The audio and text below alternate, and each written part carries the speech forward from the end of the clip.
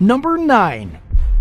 The wreck that swallows deep-sea divers. Built during the early 1950s, the Italian ocean liner SS Andrea Doria operated out of Genoa as a luxury cruise ship.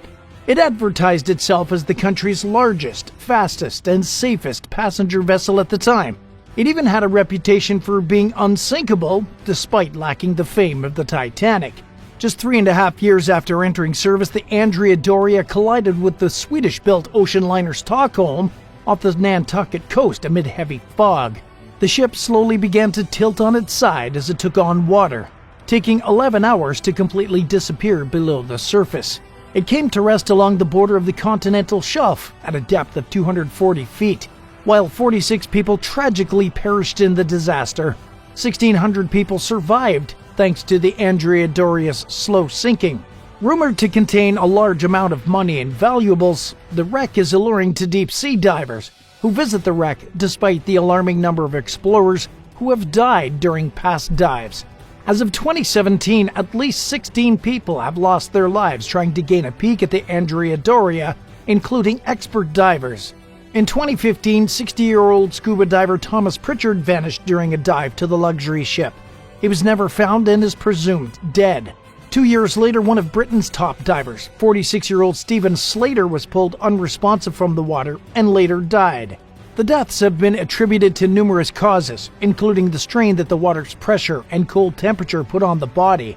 Rising to the surface too quickly can cause a deadly condition known as the bends, and at such extreme depth, an equipment malfunction can easily prove deadly.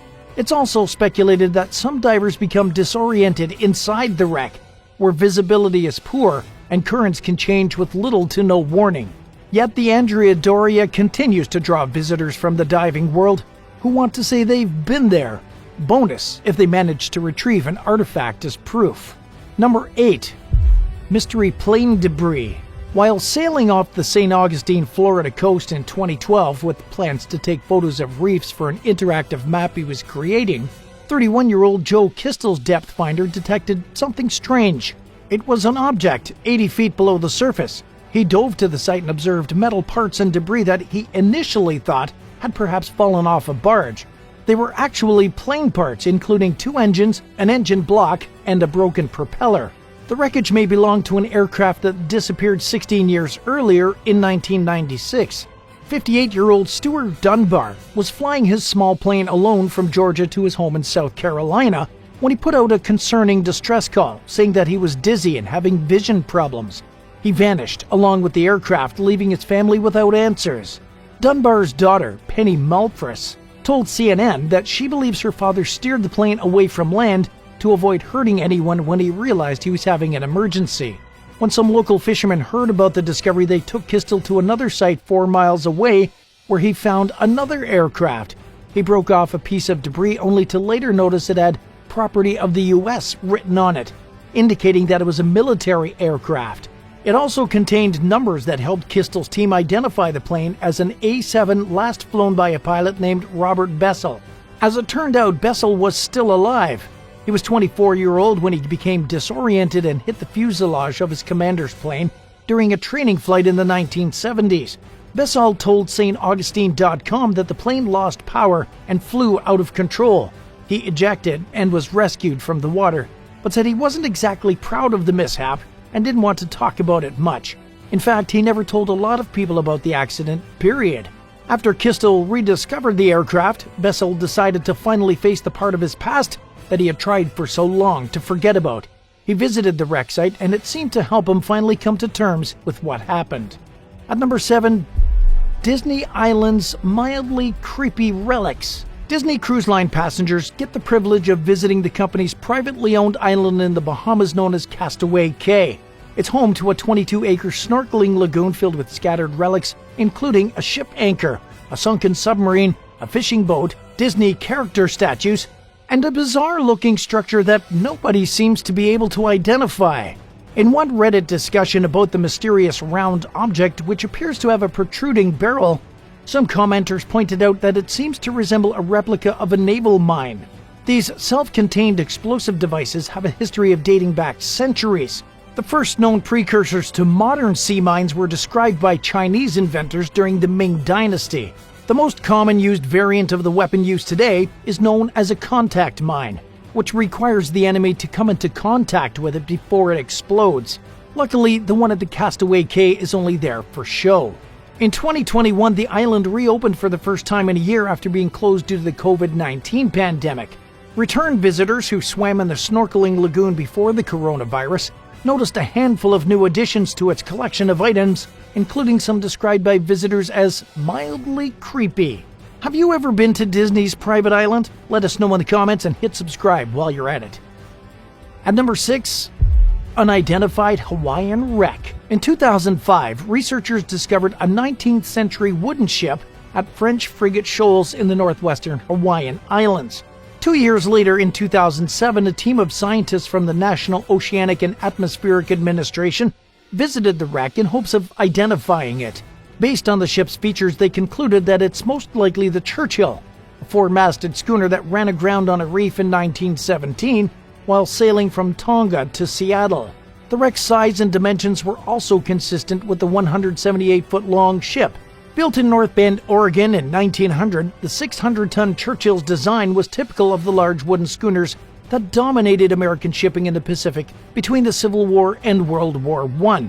When it ran aground, it was carrying a cargo of copra, or dried coconut meat. Luckily, all 12 crew members were rescued by a nearby fishing boat. They accused the captain, Charles Granzow, of deliberately destroying the ship, and he was charged with espionage. The disgruntled sailors claimed that Granzow wanted to remain aboard the Churchill even after it was apparent they would only survive if they got into lifeboats. It's unclear what became of the matter. After exploring the wreck, the NOAA marine archaeologists admitted that they can't say with certainty that it's the Churchill, but all signs point toward it. Number 5.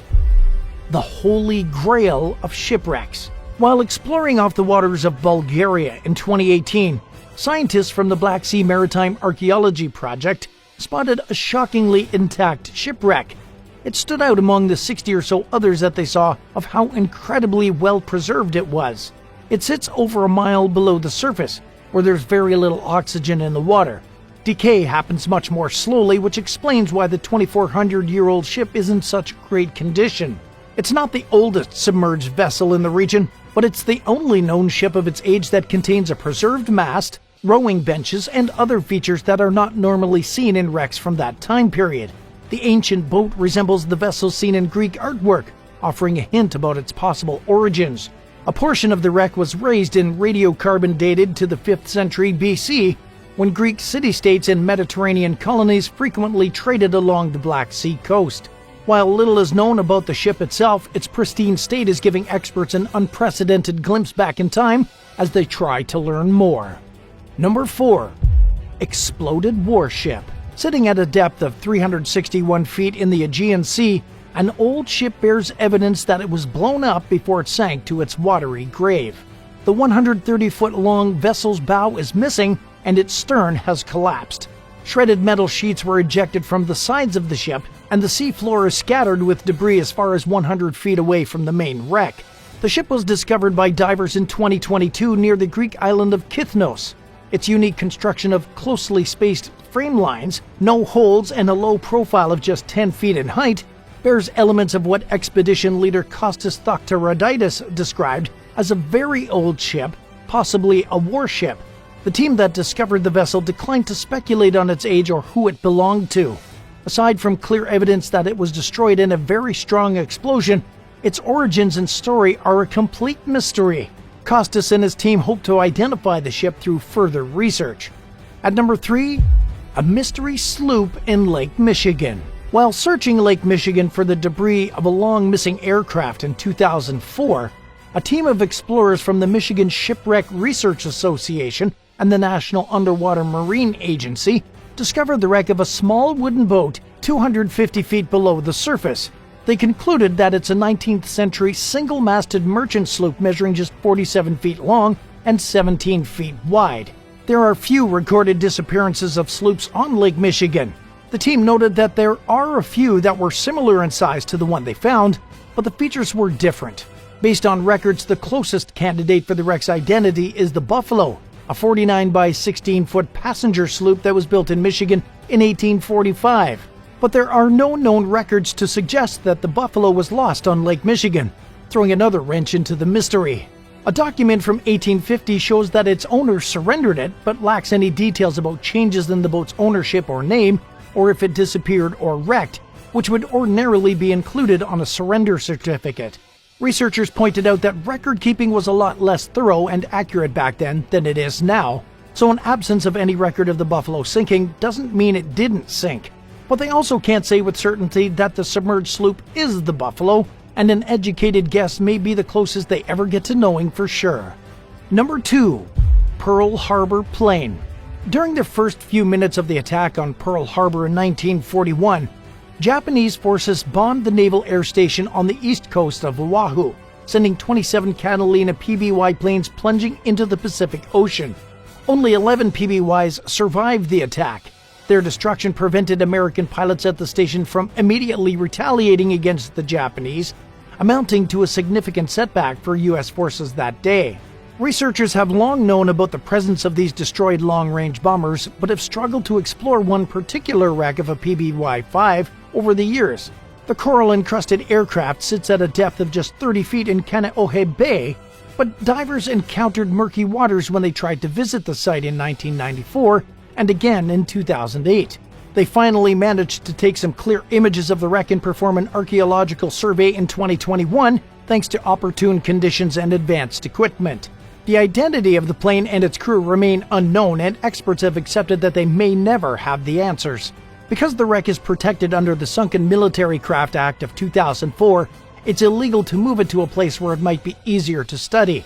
But the pictures that were captured during the visit are giving researchers their first detailed glimpse of the plane, and it could help them learn more about what exactly happened that day.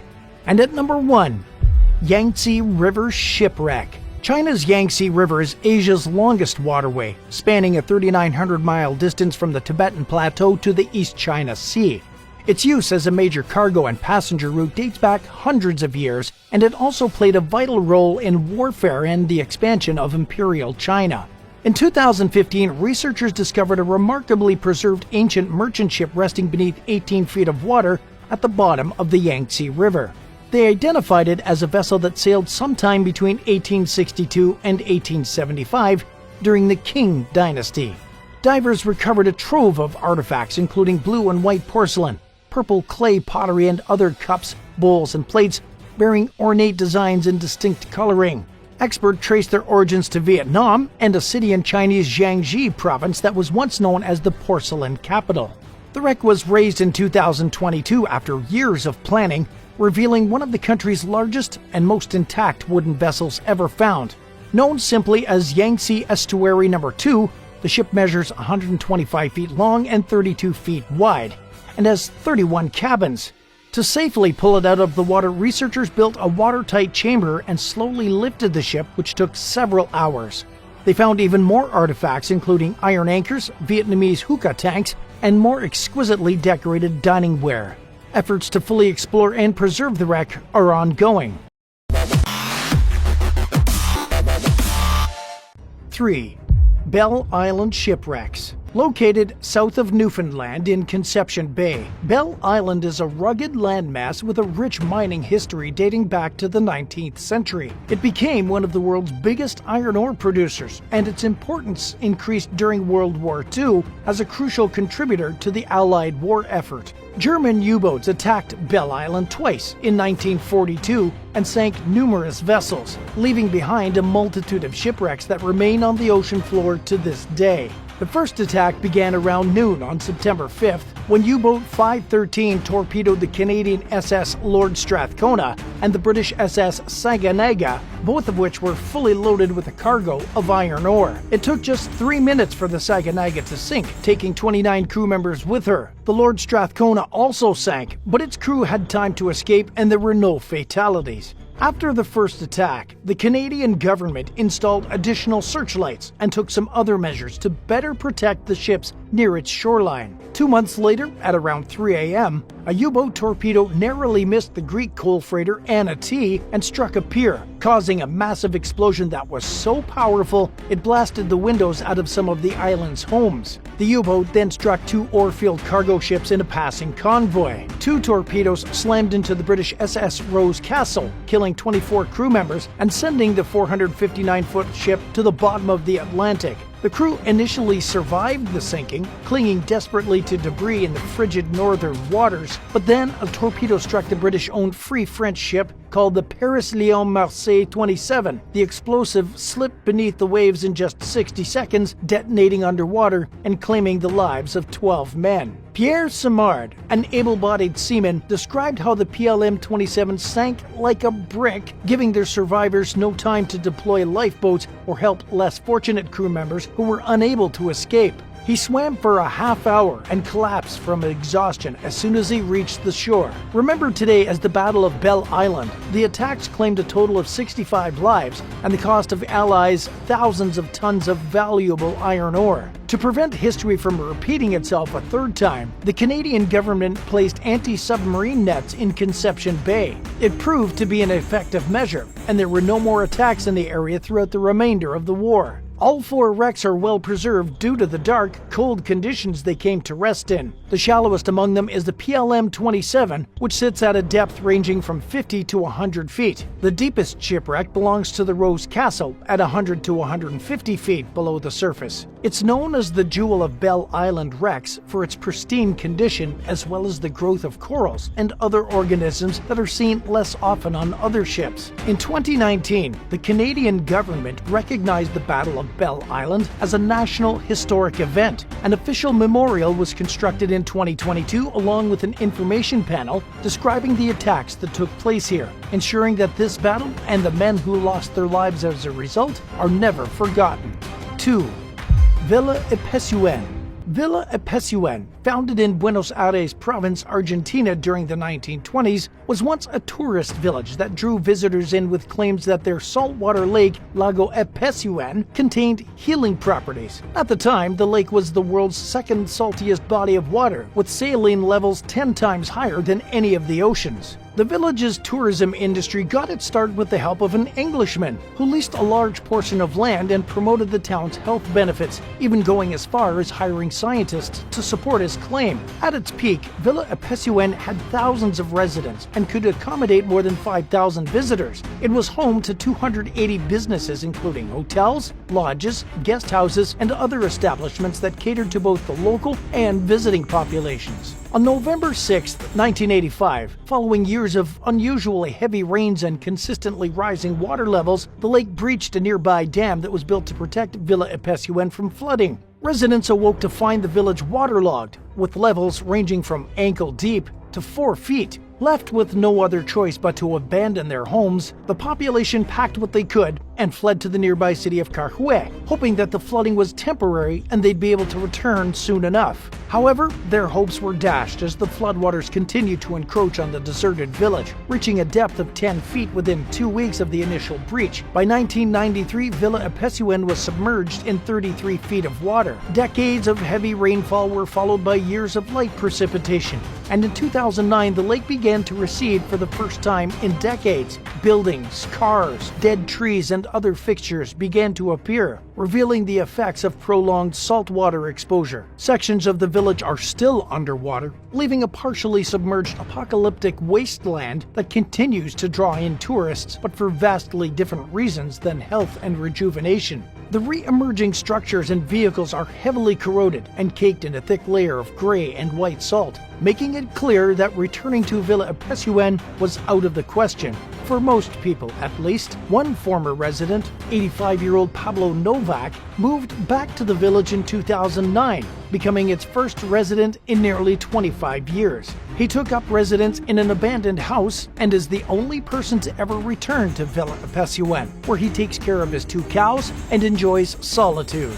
Even the senior citizen's wife chose not to follow him there. Novak's dust-covered home lacks electricity and is filled with rusting furniture and old calendars. He told CNN that he'd lost hope that the town would be rebuilt, but he chose to stay there anyway. The elderly gentleman, whose life is chronicled in the 2013 documentary called Pablo's Villa, spends his days wandering the empty streets and observing the crumbling ruins with a longing sense of nostalgia for its golden days. And he says that he's perfectly happy doing so. It's unclear whether the region is expected to experience another wet period that will once again cause the lake's waters to rise and resubmerge Villa Epecuen. But at the moment, there's no plans to rebuild, and the only thing that will continue to attract people to the village are its dilapidated remains. In some areas, all that's left of the buildings that once stood are collapsed piles of debris, or the occasional recognizable item like an old bathtub or bed frame. A staircase to nowhere marks where a beauty salon once stood, and old vehicles have been reduced to little more than decaying metal masses. However, some structures are identifiable, including a former slaughterhouse, a theater, and the headstones filling the town's cemetery. Would you ever decide to live in a completely abandoned village all by yourself? Let us know your thoughts in the comments below, and while you're at it, hit that subscribe button. 1. The Graveyard of the Atlantic. The waters off North Carolina's Outer Banks are historically known as some of the most treacherous in the world, owing to the region's constantly shifting sands, unpredictable currents, and its positioning against the Gulf Stream current. One of the most infamous features of the Outer Banks is a cluster of shallow sandbars known as the Diamond Shoals. Extending for 8 miles off Cape Hatteras, the shoals are thought to be responsible for as many as 600 of the more than 5,000 recorded shipwrecks that have occurred in the region. For that reason, the area has since been nicknamed the Graveyard of the Atlantic. In addition to the dangerously shallow waters of the Outer Banks, the area is notorious for its severe storms, which often happen out of nowhere and have sent many ships to their watery graves since record-keeping began in 1526. One of the most famous shipwrecks to wreck in the Outer Banks was the Queen Anne's Revenge. It arrived at Beaufort Inlet in 1718 under the command of Edward Teach, better known as Blackbeard the Pirate. The vessel ran aground on a sandbar, forcing the captain and his crew to transfer what they could of their supplies and spoils onto a smaller ship. Blackbeard abandoned Queen Anne's Revenge and dropped several of his crew members off on an island with no plans to return for them. In 1996, explorers rediscovered the pirates' flagship in 28 feet of water, roughly a mile from the coastal city of Atlantic Beach. Over 300,000 artifacts have been recovered from the wreck, including a bronze bell, navigational instruments, dinnerware, 30 cannons, and personal effects such as clothing and jewelry. In 1750, 32 years after the sinking of Queen Anne's Revenge, a Spanish treasure ship called the El Salvador ran aground in the same area during a hurricane.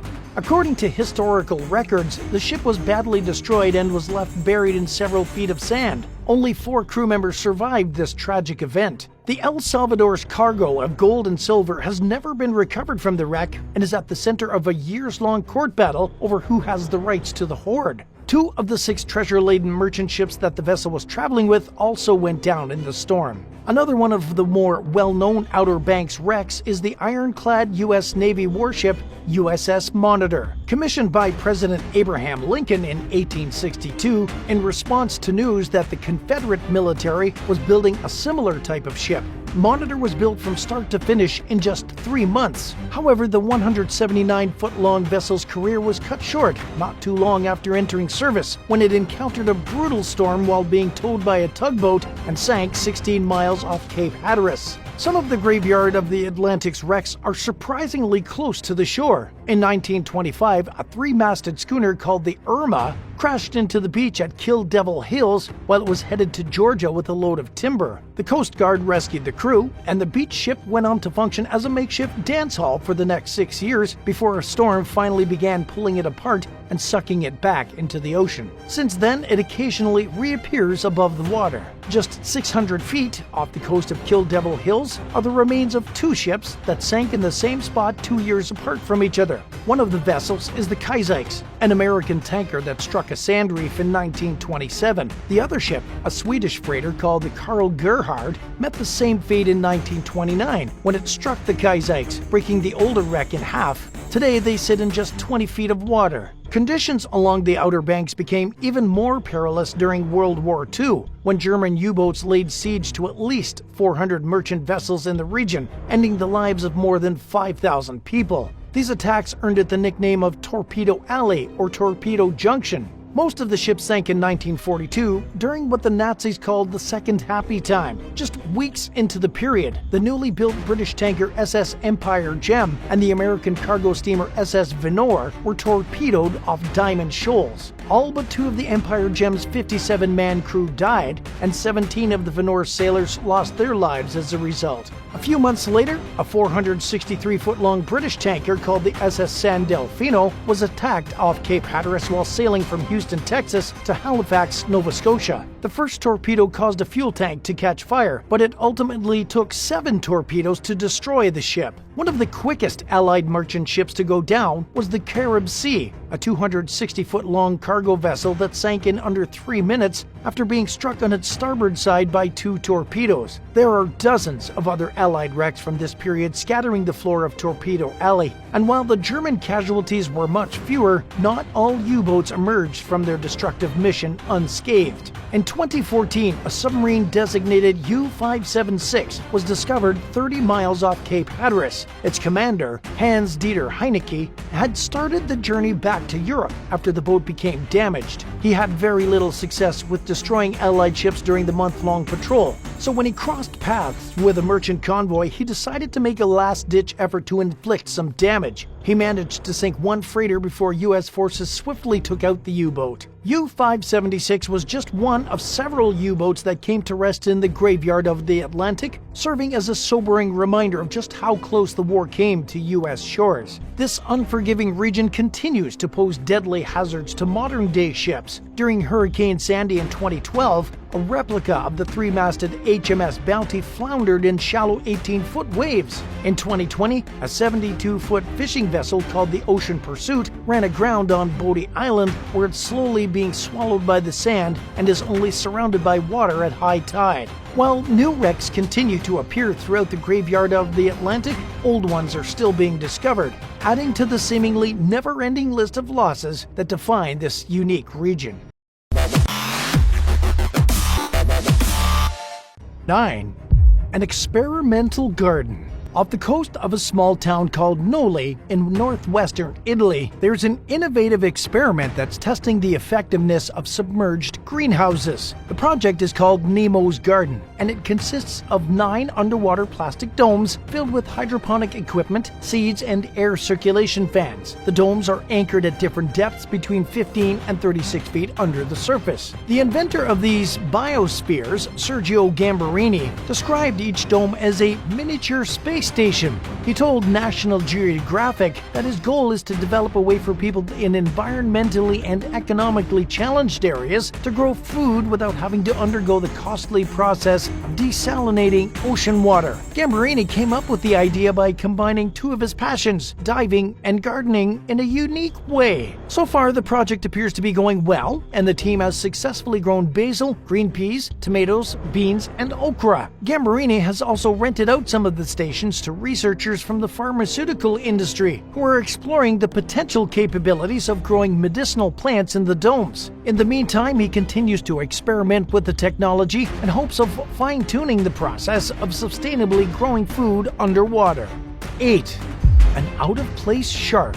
Until recently, the elusive Greenland shark was most famous for having the longest known lifespan of all vertebrates, estimated to be anywhere from 250 to 500 years. To put that into perspective, a 250-year-old Greenland shark would have been born in the early 1770s, several years before the Founding Fathers signed the U.S. Declaration of Independence. A 500-year-old specimen would have been born in the early 1520s, just a few decades after the end of the Middle Ages. In recent years, scientists have taken a growing interest in this puzzling species, which is known to dwell in the frigid North Atlantic and Arctic Oceans. Measuring up to 23 feet long and weighing as much as 1.5 tons, Greenland sharks are the largest known fish found in the Arctic Ocean. But they're incredibly slow swimmers and are often blind due to parasites that attach themselves to the shark's corneas. The species feeds primarily on fish and squid, and experts were shocked to learn that they also sometimes scavenge horse, reindeer, and even polar bear carcasses. But the most recent discovery about this creature came in 2022, when a Greenland shark was spotted in the Western Caribbean, thousands of miles from its typical breeding grounds. A team of researchers led by Devanshi Kasana accidentally captured it while tagging tiger sharks with a team of fishermen off the coast of Belize. They were unable to collect a DNA sample, but they snapped photos of the specimen and consulted shark experts who agreed that it is most likely a Greenland shark. The wildly out-of-place sighting is causing experts to rethink their entire understanding of the Greenland shark. It seems as though these creatures never fail to surprise even the most experienced scientists, leaving them to wonder what they'll learn about the mysterious creature next. 7. Unidentified jellyfish. During a deep-water dive off the Newport, Rhode Island coast in 2021, scientists from the National Oceanic and Atmospheric Administration, or NOAA, spotted a blood-red jellyfish unlike anything they'd ever seen before. Using a remotely operated vehicle, they captured footage of the bizarre blob-like specimen at a depth of nearly 2,300 feet. Researchers believe the rare unidentified creature is a new species belonging to the genus Poralia, which is currently a monotypic genus, meaning it only has one species. The only other Poralia jellyfish that's known to exist is also found in deep waters throughout the world's oceans and is elusive and rarely seen. It's most frequently spotted in the Caribbean. An NOAA spokesperson told McClatchy News that the newly discovered creature has more tentacles than the already recorded Poralia species is known to have. The jellyfish was just one of several interesting and entertaining life forms the team observed during the month-long expedition. 6. Mysterious cairns. At the northern foot of the Alps in Central Europe, there's a body of water called Lake Constance, which straddles the borders between Germany, Switzerland, and Austria. In 2015, archaeologists discovered dozens of ancient cairns, or mounds of stones, at the bottom of the lake. Located 984 feet from the southern shore in Switzerland, they sit just 16 feet or less below the water's surface. Each cairn is several dozen feet wide and up to 6 feet tall, and they're arranged in a formation measuring 6.2 miles long. Researchers concluded in a 2021 study that the structures were not formed naturally, and they likely date back roughly 5,500 years to the Neolithic period. The cairns were built on dry land, but at some point the lake's rising water level submerged them. During a visit to the site, the team noticed piles of wood beneath the stones in what looked like cut marks from a stone axe. They believe that the structures may have been built by the same population who lived in a series of nearby pile dwellings on stilts, which are also submerged in Lake Constance. Like the cairns, the dwellings are also thought to date back to around 3,500 BC. But unfortunately, next to nothing is known about the people who built either of the features. So as things currently stand, it's impossible to say with any certainty whether they were built by the same group or not. The society's culture, beliefs, lifestyle, and most other aspects of their day-to-day lives are a mystery. The purpose of the cairns is also unknown. 5. Blue blob creatures. During an expedition along the Caribbean seafloor in 2022, scientists from the National Oceanic Atmospheric Administration, or NOAA, unexpectedly encountered bizarre-looking blob-like creatures that they'd never seen before. They made the discovery off St. Croix in the waters surrounding the U.S. Virgin Islands, where they witnessed the motionless blue life forms at depths ranging between 1,335 and 2,005 feet. The team was live-streaming the dive when they first spotted the creatures, allowing their viewers to witness their fascination and confusion as they tried to figure out what the blue blobs were. Commenters were quick to chime in with their suggestions about what the organisms might be, including a soft coral, a sponge, or perhaps a type of gelatinous invertebrate known as a tunicate or sea squirt. The researchers' mission was to explore parts of the ocean that are still largely a mystery to scientists. They made no definitive conclusions about what the creatures were, likely because this was the first time they'd ever been observed. The blue blobs were just one among many bizarre life forms that the team witnessed during their 4-month-long expedition throughout parts of the North Atlantic. What do you think about the blue blob creatures that scientists observed in the North Atlantic? Let us know your thoughts in the comments below. And while you're at it, hit that subscribe button. 4. Submerged salt lakes. While exploring the Red Sea in 2022, researchers from the University of Miami spotted rare underwater salt lakes known as deep-sea brine pools in the Gulf of Aqaba. Located more than a mile beneath the water surface, it marked the first discovery of its kind in the region. The team found the brine pools using a high-tech remotely operated vehicle, which enabled them to look in a place that they would never have been able to see otherwise. Marine geosciences professors Sam Purkis told Science Daily that they were incredibly lucky to make the discovery, which happened just minutes before the end of their 10-hour dive. He went on to explain that the brine pools may help scientists learn more about how the world's oceans formed millions of years ago. These extreme environments also contain information about tsunamis, flash floods, earthquakes, and other weather events that occurred thousands of years ago. The discovery could also potentially teach experts about the possibility of life on other planets. Purkis said that until researchers know the limits of life on Earth, it will be difficult for them to know if any other planets are capable of hosting life forms. Brine pools have high salinity and unusual chemical makeup. They're also entirely devoid of oxygen, making them one of the most extreme environments known to humans. Despite these conditions, the brine pools in the Gulf of Aqaba are teeming with microbial organisms. In addition to the potential to learn more about the world's early oceans and extraterrestrial life, researchers believe they may contain microbes with cancer-fighting properties. 3. A deep-sea creepy crawler. Deep-sea creatures who live in the ocean's pitch-dark abyssal zone are often distinctly larger than their shallower dwelling counterparts. Because it's difficult to conduct research at such depths, this tendency known as deep-sea gigantism isn't fully understood by scientists. However, there are numerous proposed explanations for what causes it, including colder water temperatures and food scarcity. But it could also be due to the fact that these creatures have fewer predators than related species that live at shallower depths, and the deep sea's increased dissolved oxygen content. One of the most striking examples of deep-sea gigantism can be observed among giant isopods, which measure 3 to 6 inches, and supergiant isopods, which are anywhere from 6.7 to 19.7 inches long. They bear a striking resemblance to the woodlouse, their much smaller terrestrial relative. With armored bodies and 14 legs, nightmarish would also be an appropriate term to describe the creature's appearance. In 2022, Taiwanese genetic researchers Huang Ming Chi discovered a new species of giant isopod. He ran a DNA sequence on a specimen at a Japanese aquarium, expecting for the results to reveal that it was a member of the largest known species, Bathynomus giganteus. But the findings were unfamiliar to Huang, who initially assumed that the DNA sample was contaminated. Then he ran the test again with a sample that he knew wasn't contaminated, but he got the same results. As it turned out, the creature was a previously unknown species. Huang and his colleagues named the new isopod Bathynomus yucatanensis, after Mexico's Yucatan Peninsula, where it was captured in 2017. It joins the ranks of the 20 or so known giant isopod species. The specimen Huang studied is 10 inches long and 5 inches wide, roughly 25 times the size of an average woodlouse. Researchers believe that there are likely more undiscovered giant isopod species throughout the world's oceans, along with other creatures lurking in the abysmal depths that humans rarely get the chance to explore. 2.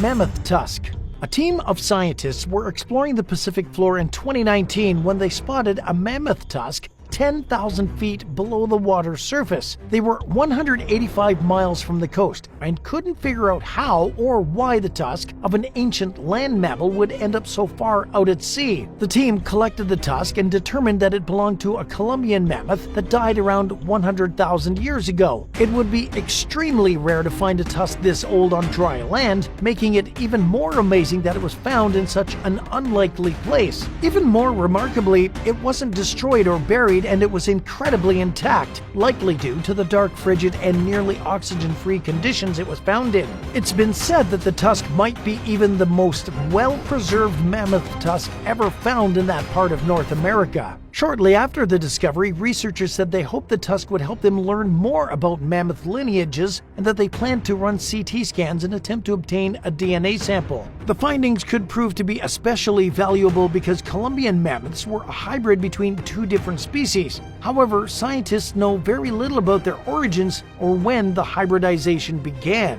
1. An ancient landslide. Around 500 years ago, a major underwater landslide occurred in the northern Red Sea's Gulf of Aqaba. This event triggered a catastrophic tsunami that shifted the seabed, causing a reef slope to drop several meters and become stuck beneath a pile of overhanging rocks. Modern researchers only learned about these catastrophic events in 2022, when geoscientist Sam Purkis and his colleagues spotted an enormous break in the seabed, roughly 3,000 feet below the water surface, during a deep dive in the region. They took a closer look and observed a gaping 15-foot deep fissure running along the seafloor. Purkis later said that he could tell that a tremendous geological force had caused the break. In a study to determine what ripped the bottom of the sea apart so violently, he and other researchers discovered evidence of the landslide and tsunami that occurred half a millennium ago. Computer simulations suggest that the ancient landslide may have produced a 30-foot wave, which would have been extremely deadly to coastal communities. The team's findings conclude that there's a possibility that a similar series of events could happen in the future. In fact, the rock wall that formed as a result of the last catastrophic landslide could possibly fall and trigger another massive tsunami, one much larger than the tsunami that happened 500 years ago. And because the coastline is much more populated now than it was back then, the damage would likely be nothing short of cataclysmic. The effects could devastate beachside communities in Egypt, Saudi Arabia, Jordan, and Israel, none of which have an effective early warning system for earthquakes and tsunamis. Purkis strongly recommended adopting these potentially life-saving measures, especially because the region sees a lot of seismic movement, and it wouldn't take much to cause the overhanging rock wall to collapse. 6. Lockheed C-130 Hercules. On November 16, 2017, one of the newest additions to the marine park in Aqaba, Jordan, was sunk, and divers have taken a liking to it. It was scuttled after a large ceremony sponsored by ASEZA, or the Aqaba Special Economic Zone Authority, and was captured by the members of the international media. The Hercules plane sank 984 feet from the beach and 55 feet underwater. All potentially dangerous materials, like fuel, oil, and paint, were removed. The basic structure transformed into an artificial reef and attracted fish and corals. It created a unique new habitat for a variety of species found in Aqaba. The Royal Jordanian Air Force donated the 4-engine turboprop military transport aircraft called the Lockheed C-130 Hercules. Since the 1950s, the plane has been the primary tactical airlifter for armed forces in over 70 countries worldwide.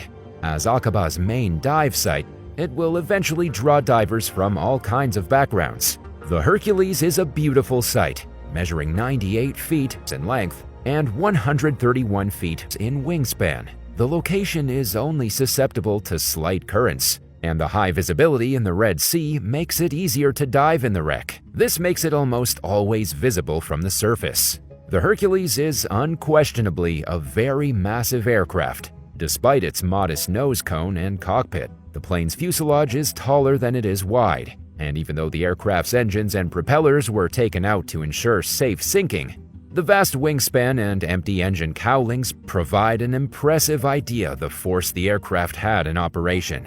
Although it was never the plan, the C-130 Hercules wreck in Aqaba has deliberately been made accessible. Divers of all skill levels and ages may take part in this family-friendly tour as they take a look into the historic wreck. 5. Underwater drones. 3 drones used to smuggle drugs underwater across the sea from Morocco have been seized by Spanish police. The submersibles were unmanned and were able to carry over 441 pounds of cargo. 8 people were arrested after a 14-month investigation in Barcelona, Malaga, and Cadiz. According to police, they have dismantled a group that they believe built the cars and gave them to drug smugglers operating across Europe. Spanish authorities say this is the first time they've found an underwater vehicle that can be driven without a human operating it. These gadgets could enable drug traffickers to remotely transport significant amounts of drugs over the Strait of Gibraltar, the narrow body of water dividing Spain from Morocco. 2 other submarines were being manufactured, while one had already been completed. The pair that was being built are thought to have been given to a French gang for importing cocaine. Drug traffickers could theoretically control the vehicles from anywhere in the world with an internet-enabled device as basic as a tablet, since they're equipped with GPS navigation systems. A father and son were among those detained. According to police, the father was a licensed helicopter pilot. They claim he had the technical knowledge required to construct and operate such advanced vehicles. The gang was suspected of delivering the devices to criminal organizations in Denmark, Italy, France, and Spain. According to officials, they were experts in engineering a variety of air, land, and sea vehicles intended to carry narcotics. Investigators have previously discovered vehicles meant for narcotics transportation beneath the water. Earlier this year, a semi-submersible ship was traveling to Central America. They were stopped, though, because they were carrying 4 kilos of cocaine. 4. Sunken Florida vehicles. In the canals and lakes of southern Florida, eerie submerged vehicles wait, sometimes for decades, hiding the remains of lives that were lost. These wrecks are uncommon, but data suggests that they seem to happen more often on dry rural roads. 168 people died in collisions involving water between 2011 and 2016, according to statistics from the Florida Department of Transportation. Around 25% of the incidents involved people who were drunk or driving recklessly. Out of the deaths in the waterways, 29 happened in Palm Beach County, 25 in Broward County, and 8 in Miami-Dade County. After Surya Sari Prihatin disappeared in 2010, her husband Munawar Toha appeared on TV, begging her to come home for him and their 2 children. Coincidentally, at the same time, police were pulling the couple's car from the lake next to Toha's job. Surya's body was found dead inside. Her husband is now serving a life sentence for the murder of his wife. During the trial, video evidence showed him pushing the vehicle he and his wife shared into the lake. In September 2017, just days before Hurricane Irma hit, the Boca Rio Canal revealed a Toyota RAV4 SUV. Lorraine Pino, 47, was found inside it. She used to live by the canal. On that same day, 5 other vehicles were uncovered. Pino was a loving grandma who served the underprivileged community and donated money to good causes. She had disappeared on December 19, 2016. Her DNA was verified by the Palm Beach County Medical Examiner's Office. The Broward Sheriff's Dive Rescue Team pulled 23 vehicles out of lakes and canals in 2017 and 19 vehicles in 2018. Most of them were empty with no human remains. The Davie Police Department estimates that each year they remove about 15 vehicles from Southwest ranches and the town's waterways, where they also carry out patrols. In 2017, Boca Raton police divers recovered 5 vehicles, and 2 were recovered in 2018.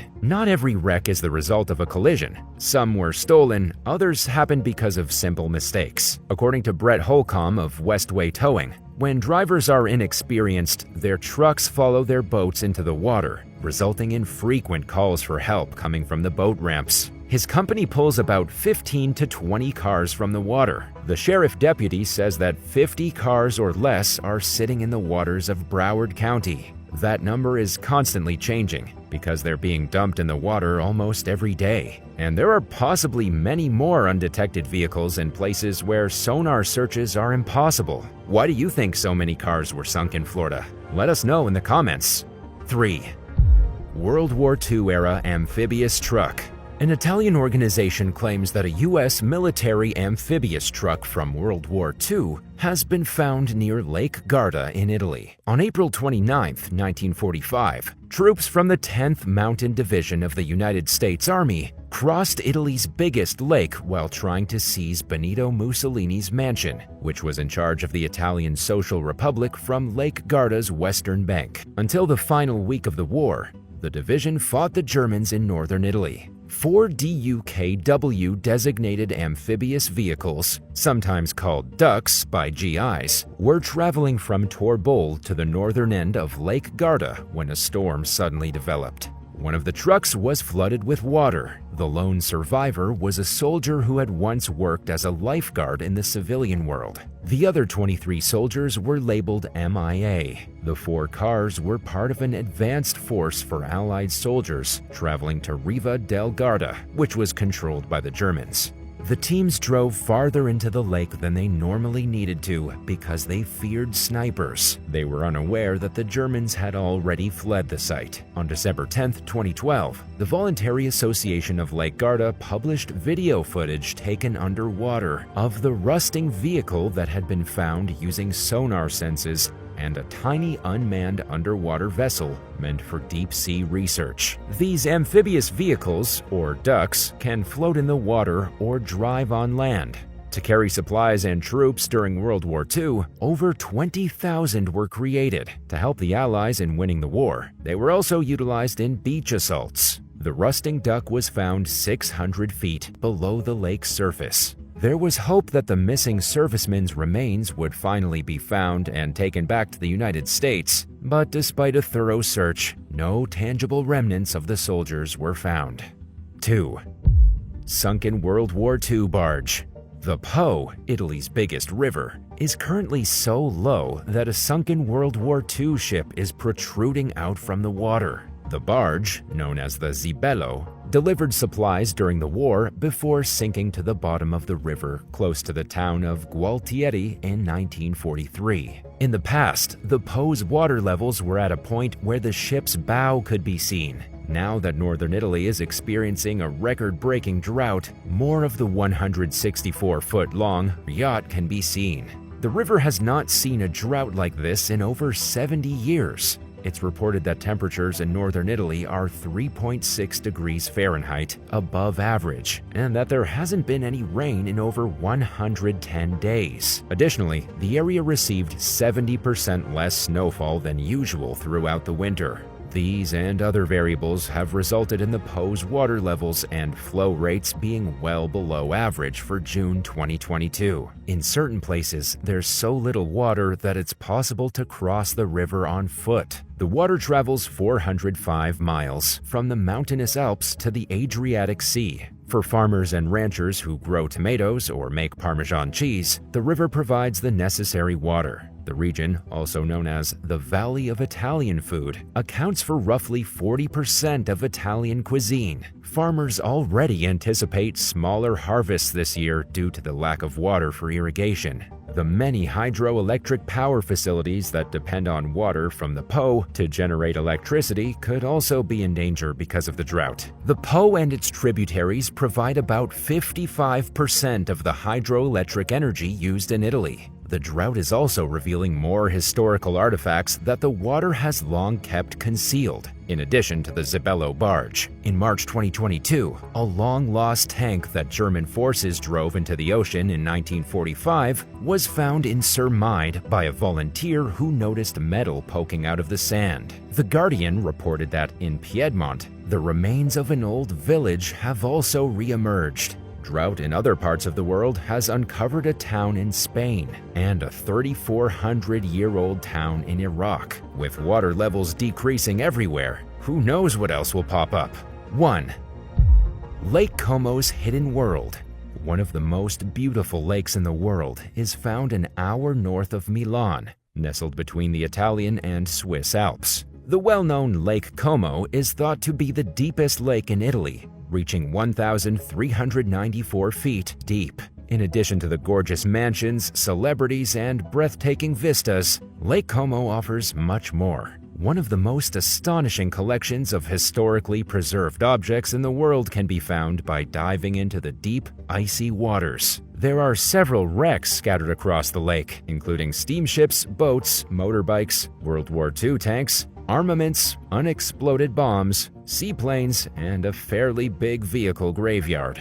The extensive collection of sunken boats, gondolas, and even a steamer is the source of awe for many divers. A Mini, Renault 4, Volkswagen Passat, Fiat 500, Jaguar, Piaggio, Fanticissimo, and Land Cruiser are among some of the automobiles in the museum. There's also a rumor of a church in Leno that flooded in the year 1400, close to the Golfo di Venere. A holy water shrine was recovered from the depths in 2006, with a tiled floor and steps. A little site named Moregalo in the Lecco region is a particularly deep diving spot, with a 164-foot vertical drop that has been used to sink many cars. The first vehicles rest at a depth of roughly 131 to 157 feet due to the drop. So in order to visit one, you have to be a trained diver. In the past, the lake was used to hide artifacts, which had an adverse environmental impact in some areas.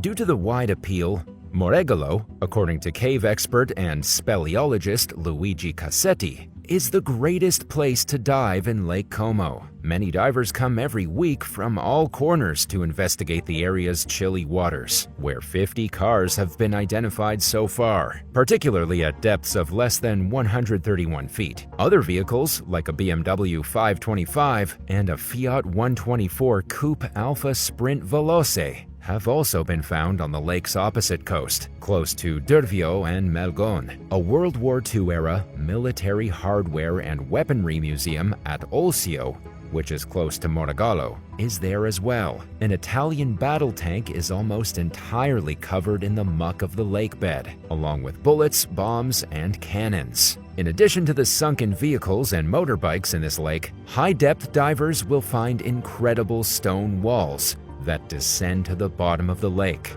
There have been several different items found near the Moregalo sunken cars, including a yacht, speedboats, an ape crucifix, and many more. 8.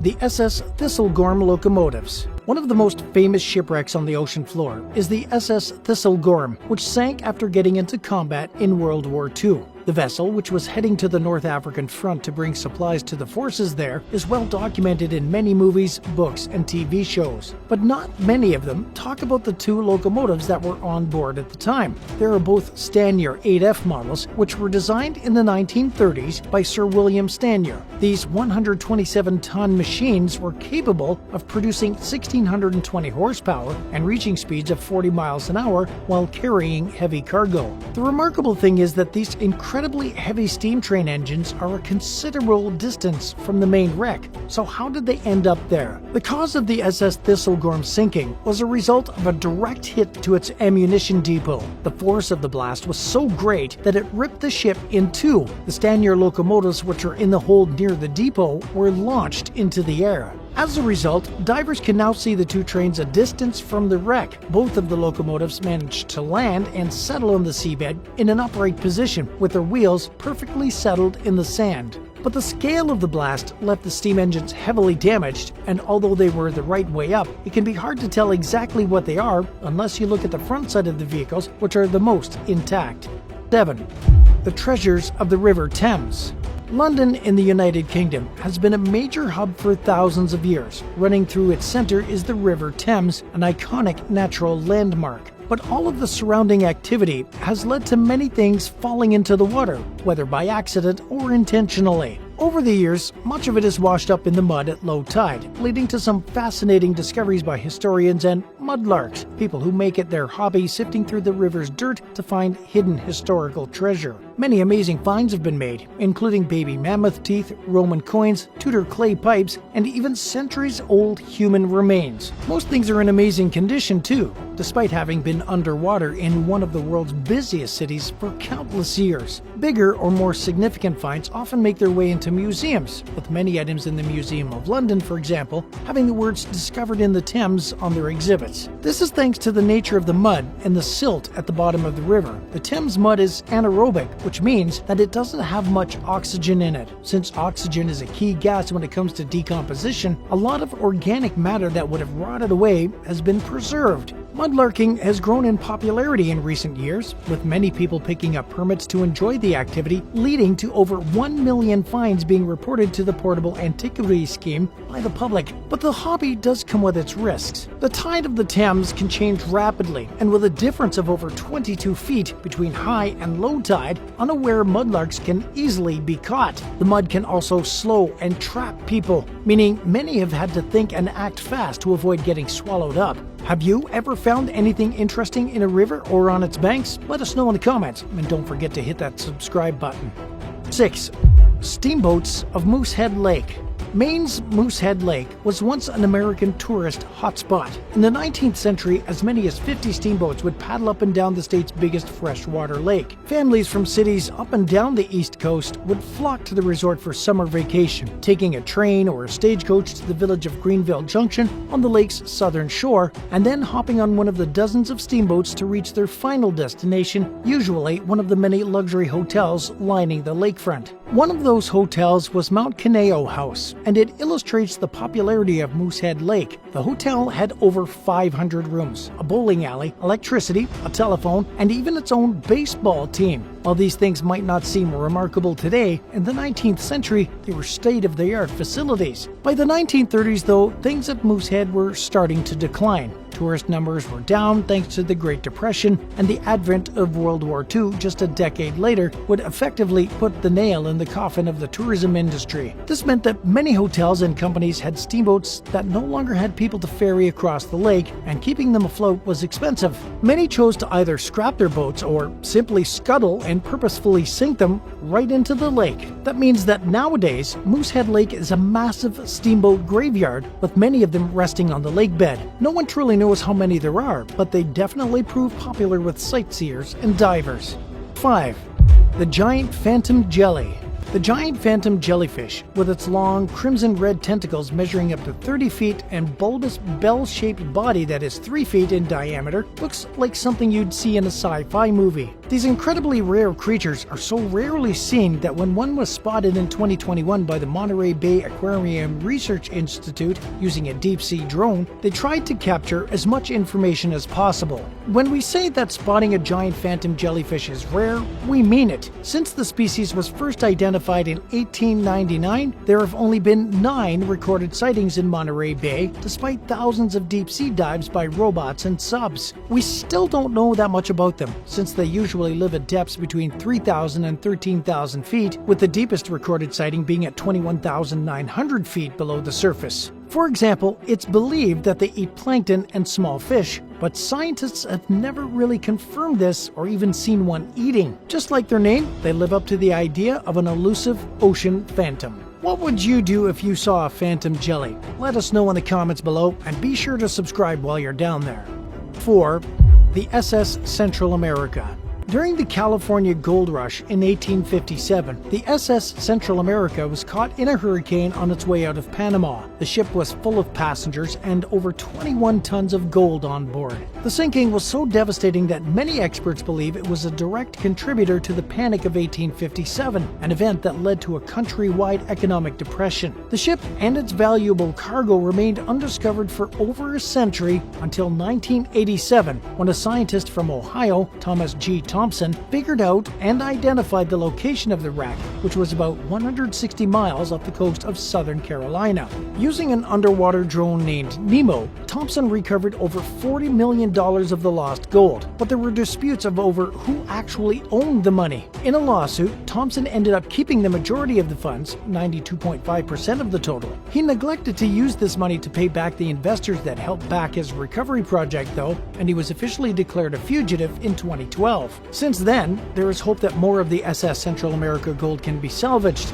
The new company tasked with recovering the contents of the SS Central America in 2014 has managed to find more gold coins and some other interesting items, including cotton pants, sealed paper parcels, and a pipe bowl. 3. The Temples of Mahabalipuram. After the devastating tsunami that hit southern Asia in December of 2004, scientists and archaeologists in India made a groundbreaking discovery. On the coast near India's famed oceanfront Mahabalipuram temple in the state of Tamil Nadu, they uncovered stone remnants after the shoreline receded where the tsunami struck. These included 3 pieces, including a large granite lion that were buried in the sand. The discovery led historians to theorize on what exactly they managed to find. They believe that the artifacts and other structures are the ruins of an ancient port that once thrived in the vicinity of the famed 1,200-year-old rock-hewn temple. Hiding under the water for all that time had been an entire city lost in history. The water quickly reclaimed the remains, though. As the tide drew back, the archaeological finds were swallowed up. The discovery also links itself to various myths about the Mahabalipuram temple. It is said that there were once 7 temples at the site, although 6 of them were consumed by the waves. The city that surrounded the temple was said to be so magnificent that the gods grew jealous of what humans had built. As a result, they sent a massive flood to the city, which engulfed it in less than a day. But it is much more likely that Mahabalipuram was submerged not by angry gods, but by a tsunami. Historians believe that in 952 AD, a tidal wave submerged the city and 6 of the 7 temples at the site. Since then, underwater investigations of the area have been conducted to find out more about the 1,000-year-old settlement. 2. A new key to evolution.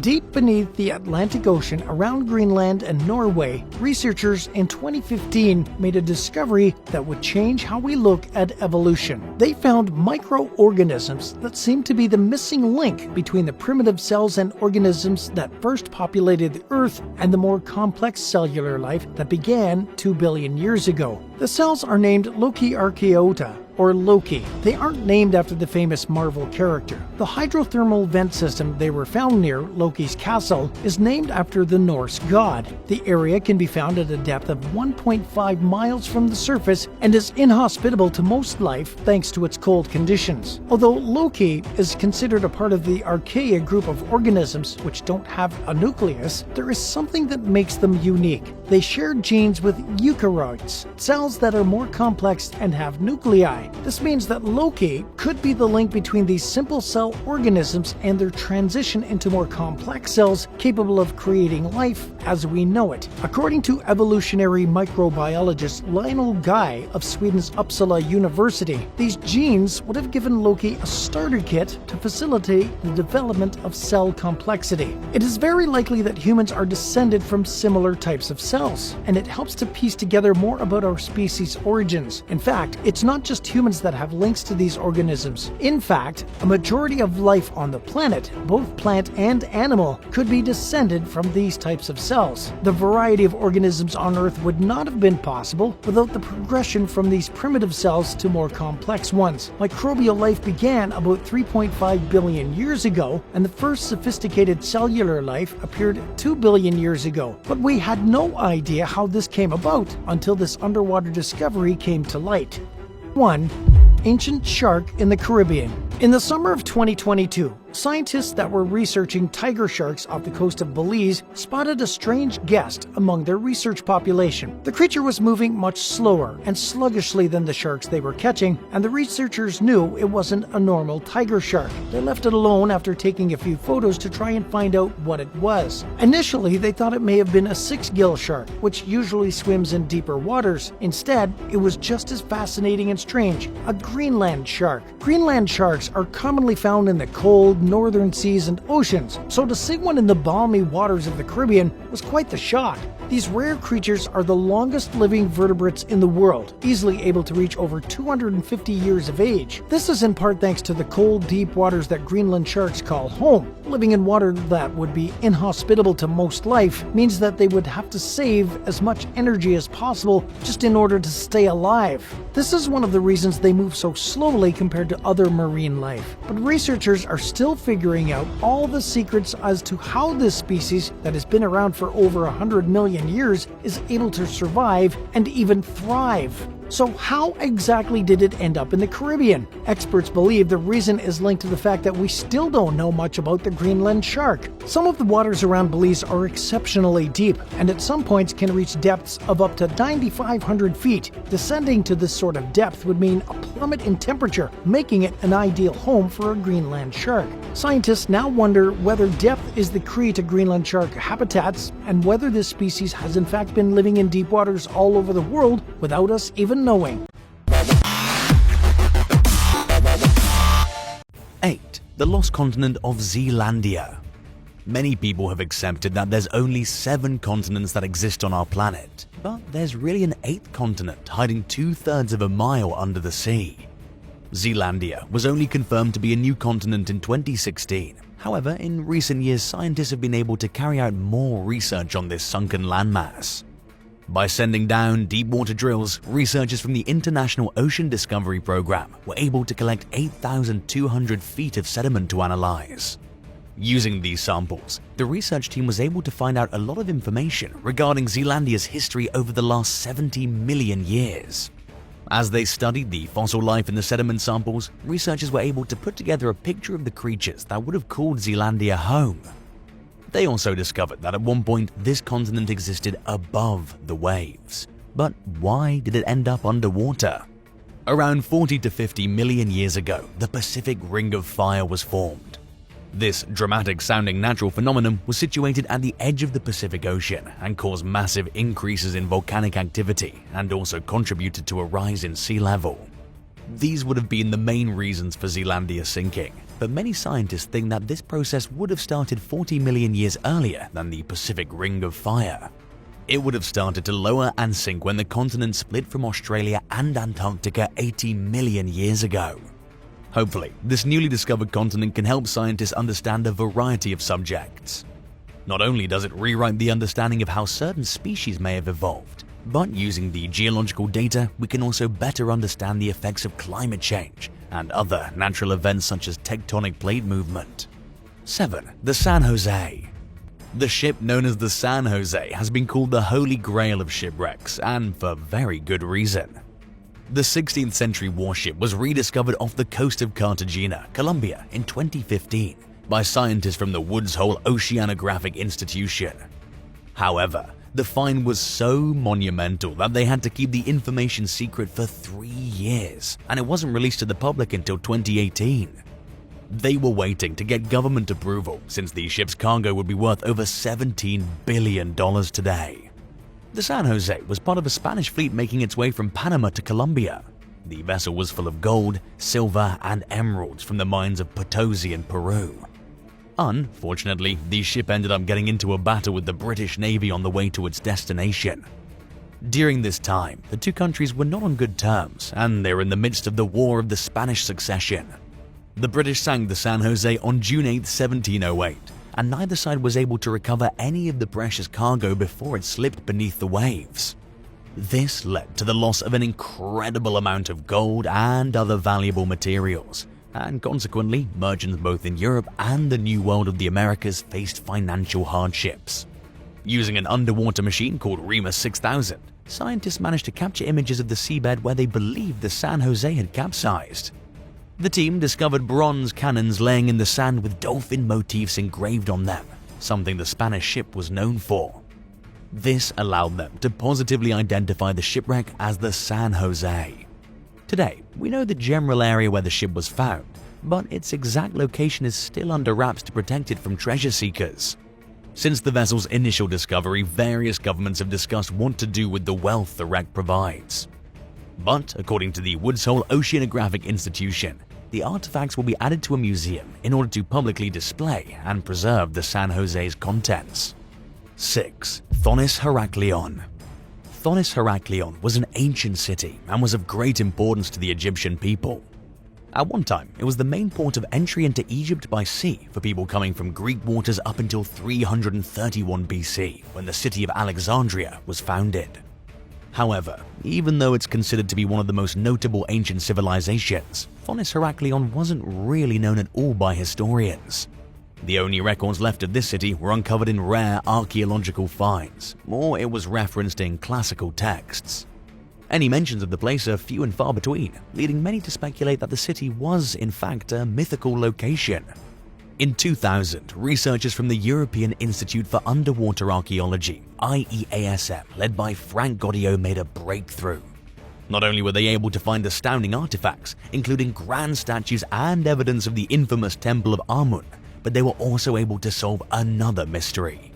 It was previously believed that Thonis and Heracleion were two different cities, but what Goddio and his team discovered was that they were actually the same place. We now know that this ancient city was a bustling port, with many anchors being uncovered as well as evidence of 79 shipwrecks. Thonis-Heracleion was a place of trade and commerce, with coins and currency being unearthed from the seabed. In addition, the city was a location of spiritual importance, being home to the Temple of Ammon and the Temple of Hercules. The ceremony dedicated to the rebirth of Osiris, one of the main gods in the Egyptian pantheon, was also celebrated here. The site is found off of Abukir Bay in Egypt, around 4 miles from the shore. At the moment, there's no way to know for sure why Thonis-Heracleion ended up a sunken city, but many believe it was due to a catastrophic natural event. We may, in time, be able to find out the true reasons, but it's been 22 years since its initial discovery, and experts have only managed to survey around 5% of the city. 5. Bimini Road.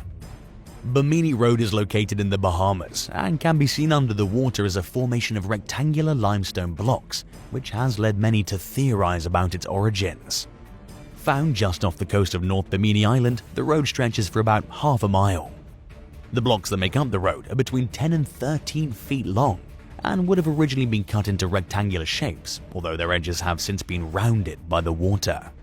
The road ends in a swirling hook formation of stones, and there's evidence of smaller, shorter roads nearby. It was so well built that when it was discovered in 1968 by archaeologists Joseph Manson Valentine, Jacques Mayol, and Robert Angove, they originally thought it was one long joined stone pavement. It was only upon closer inspection that they were able to confirm that it was made of smaller slabs of limestone laid next to each other.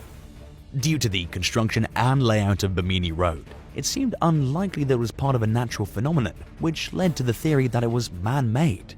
But who exactly had constructed it? Many people believe that Bimini Road is the real path to Atlantis, the mythical city that sank beneath the waves and is featured in many tales and legends. In 1938, the American mystic Edgar Cayce also prophesied 30 years before its discovery that a road to Atlantis would be found. Cayce was rather specific in his prediction in not only the year but also the location of the ruins. He stated that Atlantis would be discovered under the slime of ages and seawater near Bimini, and that this would happen in 68 or 69. In contrast to Cayce's belief, carbon dating in recent years seems to suggest that the limestone is just part of a natural formation, and no other artifacts other than the road have been unearthed from the seabed. Do you think Bimini Road is evidence of Atlantis or a natural phenomenon? Let us know what you think in the comments, and don't forget to hit that subscribe button. 4. Atlit-Yam. On the Carmel coastline of Israel, archaeologists made a groundbreaking underwater discovery of a Neolithic settlement called Atlit-Yam. The architecture and structures that can be found at the sunken village have been dated to be between 8,900 and 8,300 years old.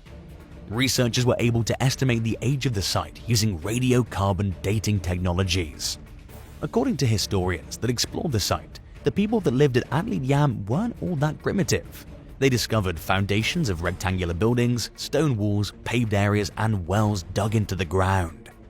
It's likely that the residents who once lived here kept domestic animals for food, as there was evidence of remains of sheep, pigs, cattle, and even dogs.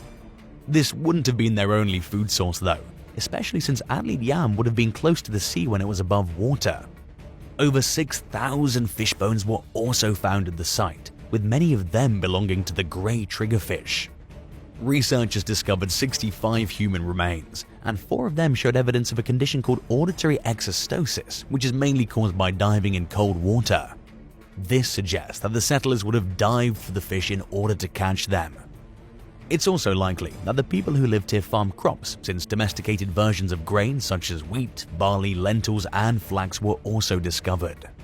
With all of this taken into consideration, archaeologists believe that Atlit-Yam is the earliest example of such a settlement ever seen before on the Levantine coast. 3. C-130 Hercules. A new dive site in Aqaba, Jordan, located on the Red Sea, will allow divers to find a treasure trove of rare and unusual vehicles sitting on the seafloor. One of the attractions that can be found here is a massive Lockheed C-130 Hercules transport plane. The aircraft measures 98 feet long and has a wingspan of 131 feet, so it's not exactly a small find on the seabed. The Hercules is also resting at a shallow depth of 52 feet under the water, and thanks to the visibility of the Red Sea, it can easily be seen from the surface. But why is the plane here in the first place? The C-130 was intentionally sunk on November 16, 2017, with various government officials in attendance. The aircraft was part of a plan to form a new artificial reef in Aqaba, not only to increase tourism in the area, but also to promote the growth of local marine life as well. Divers that visit the site can swim around the massive frame of the aircraft and move through its cavernous cargo hold. Many scuba divers find the sight of a plane under the water to be incredibly surreal, especially one as big as the C-130 Hercules. Some have even straddled the nose of the aircraft to truly understand just how small they are in comparison. Visitors that are brave enough to swim inside the aircraft can also take pictures with the pilot, a fake skeleton dressed in a uniform that's been placed at the controls. 2. MV Hephaestus. The MV Hephaestus was an oil tanker that was registered to the West African nation of Togo. The vessel measured 196 feet in length and was sailing near the Maltese island of Gozo when a storm started to roll in. The captain decided that he and his crew would drop anchor and try to wait out the storm before continuing on their journey. However, this decision would prove costly, as the storm was not only intense, but MV Hephaestus had also been suffering from engine problems before she encountered the bad weather. On February 10, 2018, the force of the storm began to move the oil tanker closer and closer to shore. Due to the small amount of power left in the engine, the crew could do little to battle against the currents, until eventually it ran aground on the rocks near Isika Ibajda. Thankfully, the crew was unharmed from the collision, and the ship wasn't carrying any cargo at the time, so an environmental tragedy such as an oil spill was avoided. 6 months later, after some essential repairs were made to the ship in order to keep it afloat, 2 tugboats managed to escort MV Hephaestus to the Marsa shipyard on August 15th. Once the vessel arrived at its destination, the full scale of the damage could be assessed. Unfortunately for the owners of the ship, the repairs would be far too expensive, and so the decision was made that she would be scuttled. After being painstakingly cleaned and prepared to be sunk, on August 19, 2022, MV Hephaestus would make her final journey to Zat-e-Amar. The ship now lies upright on the seabed and is a popular spot with divers exploring the area. 1. HMS Stubborn. HMS Stubborn is a wrecked submarine that can be found on the seafloor about 2 miles away from Quara Point in Malta. The S-class submarine was launched on November 11, 1942, entering service for the British Royal Navy in the midst of the Second World War. HMS Stubborn was large, highly armored and powerful, so she was considered the top of her fleet, many of which were built during the 1930s. She was equipped with 13 torpedoes, with each one weighing over 3,500 pounds, measuring 21 feet long and delivering a massive 750-pound payload of explosives. HMS Stubborn mainly patrolled the waters off the coast of Scandinavia, although she also served in the Pacific Far East during the war. Her military career was not without its challenges, and she did take a number of hits leading to considerable damage. However, this wasn't enough to beat the submarine, and she made it through to the end of the war. HMS Stubborn was purposefully scuttled by the British Royal Navy to be used as sonar practice for other submarines a year after the Second World War ended on April 30, 1946. She now lies 1.8 miles off the shore of St. Paul's Bay in Malta, at a depth of 187 feet.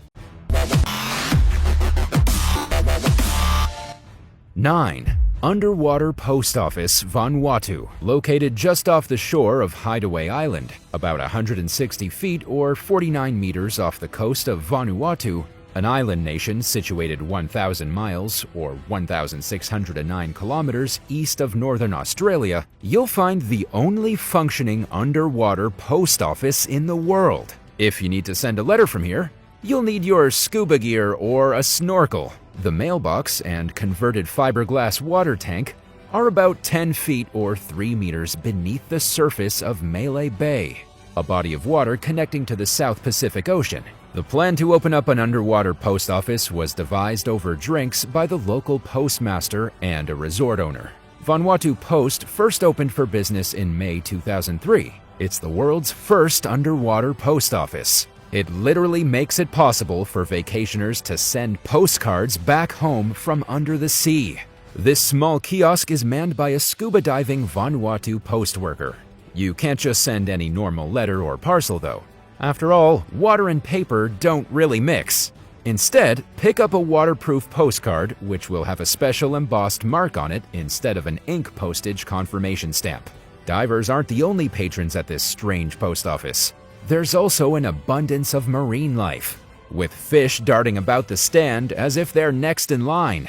If the post office is closed, there's no need to worry. There's an underwater post box nearby where you can drop off your items. If you'd rather stay on land, there's a normal post box on the beach too. 8. Port Royal, Jamaica. In the 17th century, Port Royal in Jamaica earned a reputation as the wickedest city on earth. In 1655, the city came under British rule after 150 years of being occupied by the Spanish. The British were a little short-handed when it came to the general management of the settlement, and they enlisted the help of various pirates and privateers. As you can imagine, this went just as you would expect. Although the pirates brought great wealth with them, they also turned the city into a paradise for every sort of sin imaginable. 1 in 4 of the buildings in Port Royal was either a brothel or a pub. The city became so renowned for being a place of extreme wealth and extreme pleasure that it even attracted famous pirates such as Henry Morgan, the same man who's on a certain brand of rum. He even became governor of Port Royal in 1675. It quickly became the second largest city in the New World, spanning 52 acres. However, this pirate party paradise would not last for long. On June 7, 1692, a devastating earthquake shook Port Royal, killing over 2,000 people, crushed by crumbling walls and roofs, and sending 2/3 of the town into Kingston Harbor. What remained of Port Royal is now a small and quiet fishing community. However, if you gain permission from the Jamaican authorities, you can explore the location's darker side by scuba diving down to the lost town's remains, which are 40 feet or 12 meters underwater. The site is in such good condition that it's even called the Pompeii of the Caribbean. 7. Christ of the Abyss, Italy. Off the coast of the Italian town of Portofino, around 45 feet below the water, lies a strange statue. This figure is the San Frutuoso Sea's Christ of the Abyss, which has been resting here for over 50 years. With its arms outstretched to the surface above, the Christ of the Abyss has become one of Italy's most notable dive locations. But why is this statue here? The statue was placed here in memory of Dario Gonzetti, who died during a diving accident in 1947. Gonzetti was one of the first Italians to practice scuba diving. So the town decided the best way to memorialize him was to create a sculpture that you can only see when you're scuba diving yourself. The bronze statue was created by sculptor Guido Galletti. The piece was requested by one of Dario Gonzetti's fellow divers, Duilio Marcante, and was placed in San Frutuoso Cove in 1954. A further plaque was then added to the 8.2 feet or 2.5 meter tall monument upon Marcantes' passing many years later. Curiously, this isn't the only Christ of the Abyss under the waves for you to discover. There's another Christ of the Abyss made from the same mold at Cardenaghe Port. The piece is to remember the tragedy of the Bianca Sea, an Italian cruise liner whose engine room exploded in 1961. 6. Neptune Memorial Reef, Miami. 3 miles, or 4.8 kilometers, out from Key Biscayne in Miami, Florida, USA, is the world's largest man-made artificial reef. However, this reef is different from others, as it also doubles up as a cemetery. Every year, thousands of people choose to lay their loved ones' cremated remains to rest inside concrete sculptures and structures that line the seabed. They're either placed into simple molds with bronze plaques or large sculptures such as mermaids, starfish, and other marine motifs, creating an Atlantis for the departed. The Neptune Memorial Reef is not just a way for people to remember their loved ones in a way that suited them more than a traditional burial, but it's also been amazing for the wildlife too. When the reef was first built, there was practically no sign of marine life at the site. Just 2 years later, following a study by the Department of Environmental Resource Management, the creatures now number in the thousands. Many people come to visit, either to pay their respects or to research the animals that make the reef their home. The area is also designated as a marine protected zone, meaning that the sea creatures are able to flourish without being fished, hunted, or polluted. Would you want to have your final resting place be under the waves? Let us know in the comments and hit that subscribe button while you're at it. 5. The Underwater Sculpture Park, Grenada. There's something creepy yet fascinating about the underwater sculptures at Molinaire Bay's Underwater Sculpture Park in Grenada. The site is so amazing that National Geographic even named it one of their 25 wonders of the world. The park was the brainchild of Jason DeCare Taylor, and in 2006, it was the first underwater art gallery the world had ever seen. There are over 75 different pieces here for you to discover, over an area of 8,600 square feet. The water is shallow enough that if you don't fancy getting wet, you're able to view them from a glass-bottomed boat. Not only do the sculptures provide a cultural benefit to the area, but an ecological one too. In 2004, Hurricane Ivan swept across Molinaire, damaging and destroying many of the habitats of the local marine life. The statues helped to create new homes for sea creatures, and as a result, the area is now bursting with life. The underwater park also draws divers and visitors, and keeps them away from the remaining coral reefs in the surrounding areas. One of the most famous works is the Vicissitudes. It's been interpreted as not only a sign of unity and resilience, but also by some as a reminder of slavery, due to the fact that the figures are linked together and secured in place by metal stakes. The park is very close to the Middle Passage in the Atlantic Ocean, which was one of the most used routes for slave ships. 4. Sunken P-29 boat, Malta. Just off the shores of Malta, you can find a P-29 Condor-class minesweeper resting on the seafloor. The patrol boat started its life in East Germany, named Boltenhagen after a town. She first set sail in 1970. Her job was to patrol the rivers between East and West Germany, detecting potential mines along the way. When Germany reunified in 1990, Boltenhagen was given a new purpose, but still a noble one. She became part of the German Coast Guard's fleet of vessels, along with other Condor-class ships, helping stricken boats and people. The Condor ship's tenure with the Coast Guard was short-lived though, although she was the very last ship to be decommissioned in 1996. In July 1997, Boltenhagen got its first designation, when it became purchased by the country of Malta to become a patrol boat. That's when she was given the pennant number P-29. She helped to fend off smugglers and assisted with border control operations. The Maltese Tourism Board gave P-29 a makeover, cleaning her thoroughly for her final job. In 2007, P-29, formerly known as Boltenhagen, was purposefully sunk off the coast of the port of Surkewa to become a diving site. The work has paid off, as the P-29 patrol boat is now one of the best dive sites in the world, spotting marine life such as squid, rays, and gurnards. 3. Silfra Fissure, Iceland.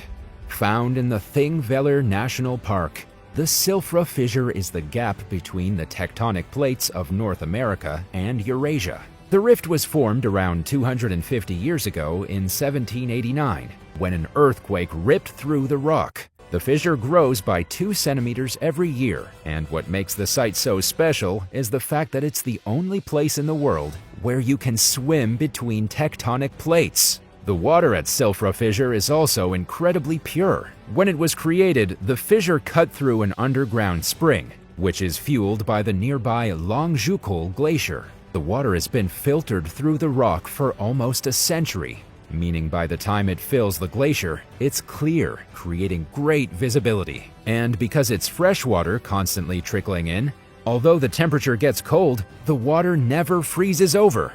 Silfra is separated into 4 major sections: the Big Crack, the Hall, the Cathedral, and the Lagoon. The fissure spreads over 1,800 feet, although there are some areas that are off limits. The reason for this is the ever-changing nature of Silfra. Further earthquakes and movements in the rock can lead to sudden rock falls, cutting off areas or making them narrow and dangerous. 2. The Great Blue Hole, Belize. The Great Blue Hole in Belize is located in the Lighthouse Reef, 60 miles, 100 kilometers off the coast. This amazing natural structure stands out from the clear waters around it, as it's bordered by coral and rock in a perfect circle, the blue of the water getting deeper and darker the closer it is to the center. The hole is massive and measures over 980 feet in diameter. At its deepest point, it reaches 410 feet, or 125 meters below the surface. As for what the Great Blue Hole actually is, it's basically a giant sinkhole. It was formed from a limestone cave many thousands of years ago during the last ice age. As the ice started to melt and sea levels began to rise, the cave collapsed, leading to this vertical tunnel in the ocean. The Great Blue Hole has been enchanting divers for decades, including famous diver Jacques Cousteau, who in 1971 declared it to be one of the 10 best diving locations in the world. The Frenchman was also one of those to discover that the Great Blue Hole had been a limestone cave, even finding evidence of stalactites and stalagmites, some of which even tower 30 to 40 feet, 9 to 12 meters tall.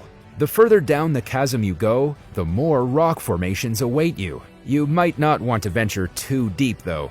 A survey carried out in 2018 sent an underwater craft all the way to the bottom of the Great Blue Hole. After descending around 295 feet, 90 meters, the water soon became toxic, with a layer of hydrogen sulfide sitting on top of it. As a result, marine life just stopped appearing. As for what was at the very bottom, explorers found a Coke bottle, a GoPro, and the bodies of 2 individuals who sadly died while exploring this marvel of nature. 1. The Green Lake, Austria. For most of the year, the Green Lake in Austria isn't actually a lake. Nestled in the Hochschwab mountain range, the location is a park filled with walkers and people enjoying the scenery on wooden benches. However, as the weather warms up around the middle of June, the parkland is swallowed up by Green Lake. The Green Lake most of the time is just a small pond, but as the ice and snow melt and trickle down the mountains, it begins to fill up rapidly, submerging everything around it in up to 36 feet or 10.9 meters of water. Because the water is melted snow, it still remains cold, around 46 degrees Fahrenheit or 7 degrees Celsius. This allows the water of Green Lake to be so clear that you can still see the grass below, which is how it got its name. Don't expect to be able to go diving though, as this has been outlawed since 2016 in order to preserve the area's ecosystem. However, it looks just as fascinating from the surface, even earning itself the nickname of the Caribbean of the Alps. Number 4. World War II plane wreck, Jake Seaplane. The Republic of Palau is an island country located in the Western Pacific. The nation consists of roughly 340 islands and has a total land area of about 180 square miles. Today, Palau is mostly known for its exquisite scenery and world-famous shark diving. But during World War II, the island played an extremely important role. The war over predominance in the area between the Japanese and the Americans was mostly fought in the air. But Palau was situated in the perfect location to protect the regions in Southeast Asia that were already occupied. The Japanese forces were swiftly defeated by the more powerful U.S. Air Force, and as a result, their supply ships were left unprotected and open to being attacked from above. In order to completely neutralize the enemy threat, the Americans ordered a series of airstrikes on the vulnerable Japanese fleet. In the midst of the attack, the over 60 ships were sunk off the coast of Palau. Numerous planes from both sides were shot down and were consequently lost at sea. One of the most notable plane wrecks that can be found here is the famous Jake Seaplane. The wreck was first discovered in 1994 by a fisherman who noticed the plane's metallic remains from the surface. The plane sits upright on top of a coral head underneath about 49 feet of water. The Jake was the Japanese Navy seaplane believed to be one of the aircrafts that was shot down during the conflict in the skies above Palau. The aircraft is approximately 36 feet long, with a wingspan stretching almost 50 feet. It served as a slow-moving reconnaissance plane and also was given the code name Jake by the Allies. Because it's been underwater for so long, it's almost entirely overgrown with marine life. While most of the craft is intact, part of the wing pontoon as well as the tail section of the plane has completely detached from the rest of the structure, but the pieces can be found just a short distance away. The engine has also dislodged itself and now rests on the seafloor nearby. The World War II aeroplane serves as a reminder of the brutal conflict between the Japanese and the Americans. And over the years, this wreck has become a rather popular dive site for tourists and adventurous history buffs. The Jake is fairly easy to get to for new divers and is surrounded by a variety of coral, such as staghorn, lettuce, brain, and table corals. The underwater scene is also a perfect place to take pictures since there are no major currents in the area. Number 3. The ancient city of Dwarka. The ancient city of Dwarka is recognized in Hindu culture as the beautiful city of Krishna. According to Hindu writings, Krishna, the god of compassion, protection, and love, left Earth in order to become one with the spirit world. Once the deity was gone, the age of Kali began, and the city of Dwarka and all of its inhabitants were supposedly buried beneath the sea. However, many interpret this legend to be the story of a tsunami that wiped out an entire civilization, similar to the one that struck India in 2004. Unlike the legend, some parts of the city survived the natural disaster and they remain sacred Hindu towns today. But since the 1930s, excavations have been carried out in order to find the lost sections of Dwarka. Between 1983 and 1990, archaeologists uncovered a fortified foundation beneath the waters of the Arabian Sea. They believe this to be the location that the ancient city walls were once built along the banks of the river. Among the rubble, they also found pillars, stone blocks used for construction, and evidence of irrigation systems. It's still up for debate at the moment, but researchers believe that these vestiges were created between 3000 and 1500 BC. Several anchors made of stone were discovered in the area as well, at the same depth of about 20 feet. This suggests that the submerged part of the city was once involved in trade between Indian and Arabic regions throughout the 15th and 18th centuries. If this is true, Dwarka was almost certainly an important trading port in the distant past.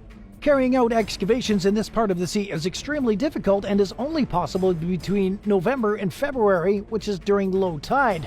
The sea has to be calm and ample sunlight is required so the divers can effectively see what's in front of them. This leaves only 40 to 45 possible diving days for researchers each season. Because of this, teams with the Marine Archaeological Unit of the Archaeological Survey of India began to use echo sounding in order to get an accurate depth of objects they discovered under the water. The team, led by Dr. S.R. Rao, one of the most renowned archaeologists in India, conducted various excavations on this site after it was first discovered back in 1963. However, the fortified foundation was not unearthed by them until the late 1980s. Research fizzled for quite some time, but several years later in 2007, the Underwater Archaeology Wing of the ASI started to study the lost city of Dwarka once again. This time around, they found underwater structures below the Arabian Sea. However, Alok Tripathi with the UAW was hesitant to describe them as remnants of a temple or a wall because there wasn't much left of them. But the most fascinating finds came in 2001, when National Institute of Oceanography students were commissioned by the government of India to complete a survey on pollution in the Gulf of Kambat, several miles from the shore. During this survey, the students found stone buildings covered in sand and mud along a stretch of 5 square miles. The divers collected samples from the structures, and they also discovered copper coins from the site which had been dated to roughly 3,600 years old. Some of the samples were carbon dated by Manipur and Oxford University, which estimated some of the objects to be around 9,000 years old. The researchers concluded that what they unearthed was an underwater archaeological site that was likely constructed around 7500 BC, which makes this area under the Gulf of Kambat one of the oldest sites of civilization found anywhere on the planet. The relics and structures uncovered by these marine expeditions were scattered randomly over a vast area along the seafloor, suggesting they have been submerged for a long time. They've likely been carried further and further away from where they originally fell over the years by strong underwater currents. But it's widely believed that the remains have been discovered in this area belong to the lost city of Dwarka, the alleged dwelling place of the legendary Krishna from Hindu mythology. What's the craziest thing you've ever found underwater? Let us know in the comments below, and while you're at it, hit that subscribe button. At number 2, Mediterranean Sea Monster. In 2017, a deep-sea diver working in the oil and gas industry stumbled across the skeleton of a mysterious 100-foot-long sea monster at the bottom of the Mediterranean Sea. The discovery was completely random for the unnamed diver.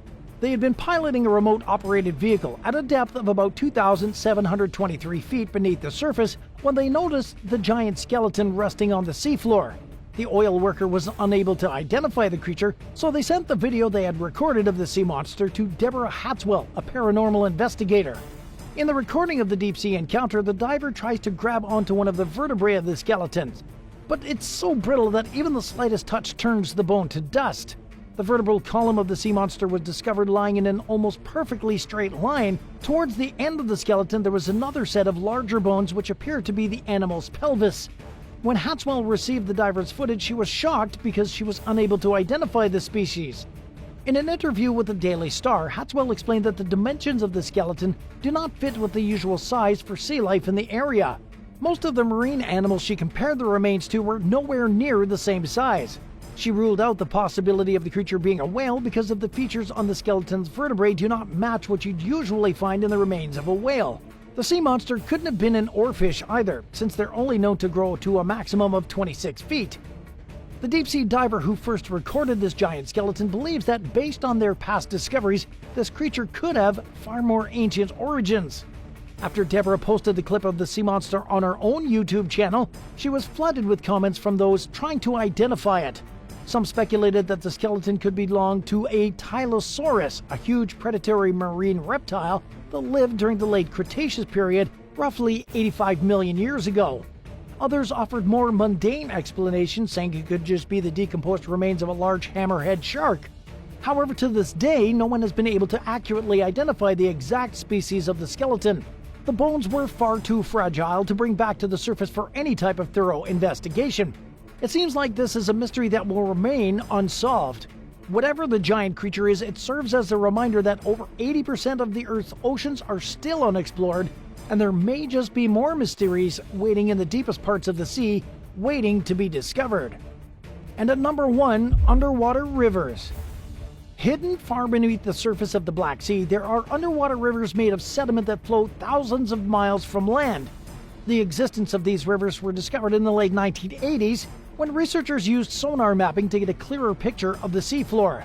These mysterious rivers were quite an astonishing revelation at the time, since nothing like them had ever been found or even thought of beforehand.